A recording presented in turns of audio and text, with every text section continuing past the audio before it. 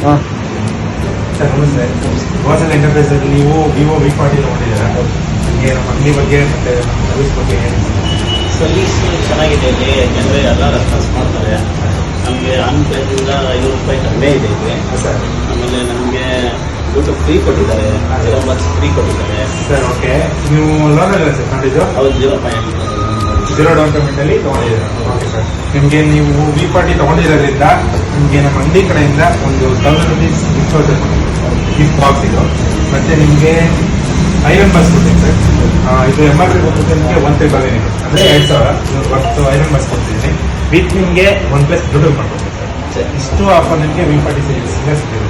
ನಮಗೆ ತುಂಬ ಖುಷಿ ಆಗ್ತಾ ಇದೆ. ಹಾಂ ಸರ್.